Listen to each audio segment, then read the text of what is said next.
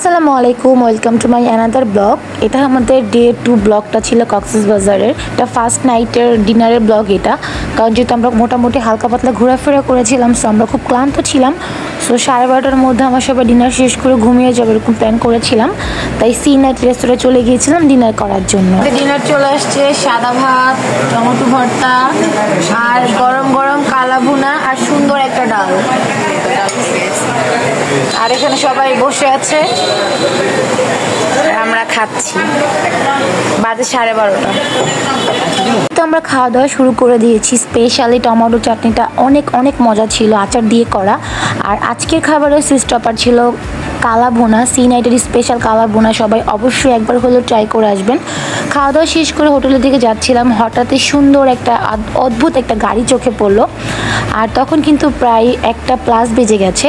So এখন আমরা গিয়ে সবাই ঘুমিয়ে পড়বো। তো কালকে একটু বিচে ভিজবো, একটু বার্মিজ মার্কেটে ঘোরাফেরা করব।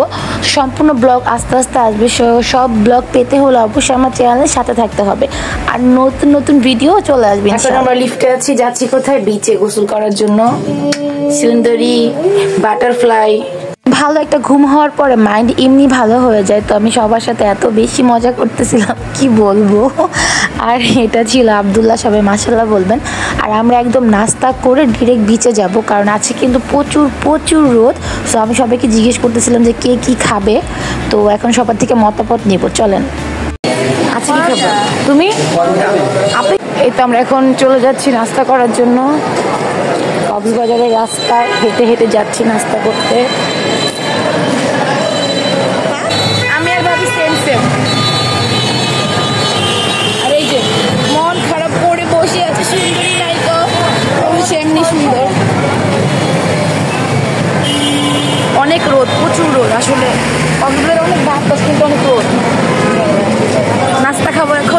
এই তো আমরা লবস্টার রেস্টুরেন্টে চলে গিয়েছিলাম, যেহেতু আমরা বেলা করে ঘুম থেকে উঠেছি। সো কোনো হোটেলেই তখন 12:30+ বাজে, তো কোনো পরোটা ছিল না। সো আমরা লবস্টার ঢোকার পর দেখলাম যে ওদের ডেকোরেশন মোটামুটি ভালো। সি কক্সের একটা রেস্টুরেন্ট ছিল।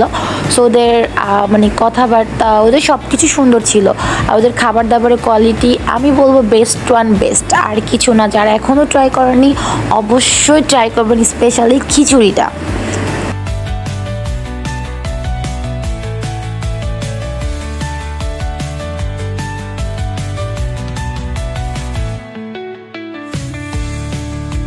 খিচুড়িটা যে এত মজা হবে আসলে ভাবতেই পারিনি। হরেক রকমের সবজি ছিল, বড় বড় আমের আচার ছিল, চিকেন ভরা ছিল। সো আমার খাবার সবার আগেই শেষ হয়েছে। এখানে সবার খাবার দাবার চলতেছে, সবাই কিন্তু 2-3 বার করে নিয়েছিল। সো এখন আমাদের খাওয়া দাওয়া শেষ করে আমরা এখন বের হয়ে গিয়েছি। আর দেখতেই পাচ্ছেন দর্শক, বাইরে কিন্তু প্রচুর রোদ। সুন্দর মিনি মার্কেটটা কিন্তু সুগন্ধা বিচের সাথেই, মানে পথের দিকে পড়ে। সো এটাকে আমি পার্সোনাল নাম দিয়েছি মিনি বার্মিজ মার্কেট। এখানে আসলে অনেক কিছুই পাওয়া যায়, বার্মিজ মার্কেটের জন্যও সেম পাওয়া যায়, বাট একটু প্রাইস হয়তো বা বেশি কম হবে, বাট জিনিস কিন্তু একই রকম। সো আমরা একটু যাওয়ার আগে ভালো করে ঘুরে ঘুরে দেখছিলাম যে ভিতরটা আরও কী কী আছে। সো আমি একটু ভিতর দিকে গিয়ে দেখতেছিলাম এত রকমের আচার, সুন্দর সুন্দর পার্টস, গলার নেকলেস, অনেক অনেক কিছু ছিল।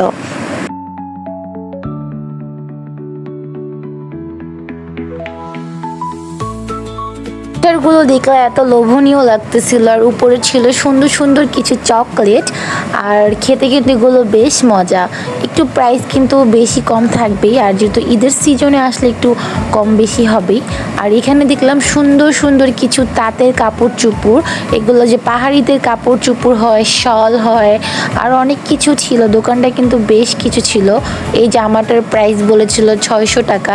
যাই হোক, আর যতদূর চোখ যাচ্ছে শুধু আচার আর আচারই দেখতেছিলাম আমি।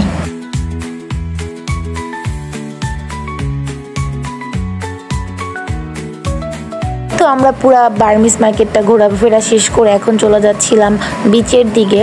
সো দেখতেই পাচ্ছ কুটু পাখির প্রচুর গরম লাগতেছিল। এটা ছিল ফারিয়ার বেবি। সবাই অবশ্যই মাশাআল্লাহ বলে যাবার, অনেক রোদ ছিল। এই তো আধা ঘন্টা ওয়েট করার পর আমরা 2টা সিট পেয়েছি। সো আমরা কোনো রকম ম্যানেজ করে বসেছিলাম। আর প্রচুর মানুষ ছিল আর অনেক রোদ।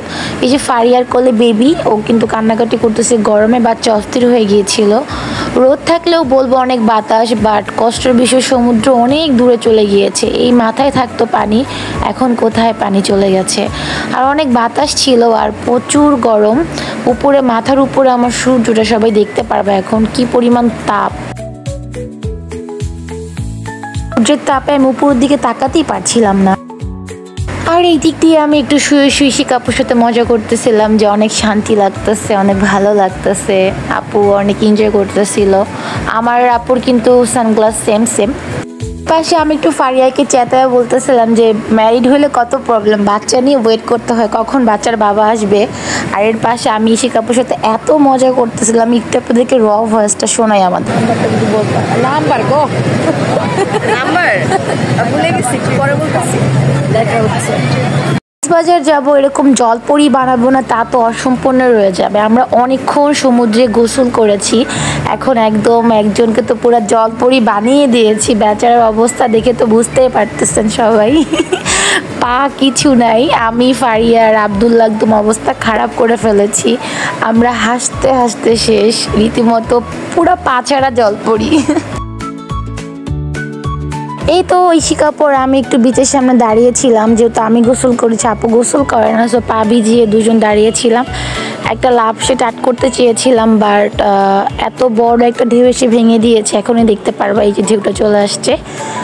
এখন চলে যাওয়ার পালা। আর এখানে অনেকেই কিন্তু অনেক সুন্দর মাটি দিয়ে অনেক কিছু বানাচ্ছে। এর মাঝে আরও একটা ভাইয়াকে দেখলাম সুন্দর একটা জলপরি বানাচ্ছিল, কি বলবো। আর উনি বানাচ্ছিল একটা বড় হিমালয় পাহাড় হয়তো বা। সো অনেক ঘোরাফেরা করলাম, এখন আমাদের চলে যাওয়ার পালা। প্রচুর ক্লান্ত, সন্ধ্যা হয়ে গেছে, সূর্য একদম ডুবে যাবে। তো এখন আমরা চলে যাচ্ছি হোটেলের দিকে, কারণ প্রচুর এনজয় করে ছিলাম। এখন আমরা হোটেল যাচ্ছি। গলা ভেঙে গেছে বসতে বসতে একদম। আর জুতার অবস্থা দেখে আপনাদেরকে, দাঁড়া গাইস, এই আমাদের জুতার অবস্থা, 10 কেজি মাটি। ব্লগটা এইটুকুই ছিল, দেখা হবে নেক্সট কক্সবাজার 3rd ব্লগে। সো সবাই পাশে থাকবা, নতুন নতুন ভিডিও পেতে হলে অবশ্যই সাবস্ক্রাইব করবা। আল্লাহ হাফেজ, টাটা। আর বেশি বেশি করে শেয়ার করে দিবা। Bye bye.